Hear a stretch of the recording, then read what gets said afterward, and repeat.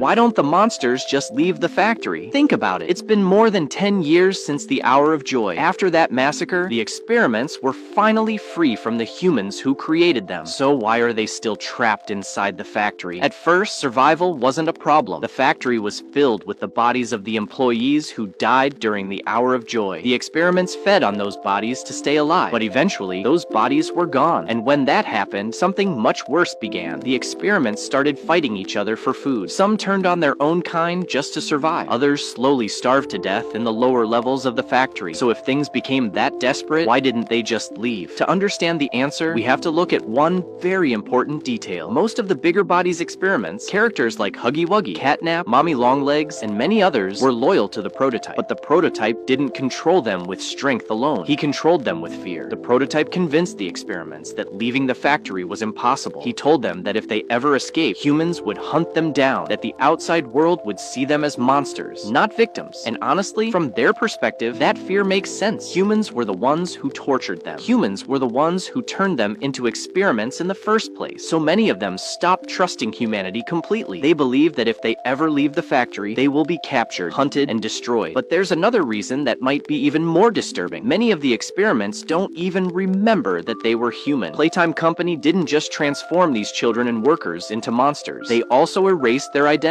Through intense conditioning and brainwashing, the company wiped away their memories. One of the clearest examples is Theodore Gramble, the child who later became Catnap. According to the records, Playtime Company brainwashed him for 49 days straight. By the end of that process, Theodore no longer remembered who he was. His name, his past, his life as a human, all of it was gone. And this wasn't an accident. Playtime Company did this intentionally, because if the experiments remembered their human lives, they might try to escape. They might try to return to the outside world, or even rebel against the scientists who created them. So the company erased those memories before the transformation was complete. And because of that, many of the experiments don't see themselves as humans anymore. They believe they are toys, creatures that were created to exist inside the factory. And that might be the real reason they never try to escape, because in their minds, the factory isn't a prison, it's their home, and they believe they were meant to stay there forever. And I know many of you probably have another question. Why don't characters like Doughy, Poppy, or Giblet just leave the factory? They clearly aren't loyal to the prototype. In fact, they're against him. Poppy is literally working with the player, who is a human. Doughy also trusts the player, and characters like Giblet are helping the player as well. These characters are also much more intelligent than most of the other experiments, and they don't seem to be manipulated or controlled by the prototype. So if they trust humans, why don't they simply escape the factory and ask for help? I mean, they're starving. Leaving the factory to find food would make much more sense, right? But here's the problem. Even if they wanted to escape, they simply can't. Most of these characters are trapped deep inside the lower levels of the factory, nearly 800 feet underground, and reaching the surface isn't just a straight path. To escape, they would have to pass through multiple deadly areas that were guarded for years. First, they would need to go through the prison area, which was controlled by the doctor. That area was guarded by experiments like Yarnaby. Even if someone somehow survived that, the next major section would be Playcare, which was guarded by Catnap. And if they somehow managed to defeat Catnap, they would still have to pass through the game station, where Mommy Longlegs was waiting. And even if they made it that far, the final obstacle would be the factory entrance, which was guarded by Huggy Wuggy. Now today, many of these monsters are dead, but for almost 10 years after the Hour of Joy, these areas were all guarded under the prototype's control, which means escaping the factory was nearly impossible. And we actually see proof of this in the story. When the player frees Poppy from her case, she gets captured by Mommy Longlegs within minutes. She didn't even make it far before she was caught again. And there's another reason escaping the factory is so difficult. The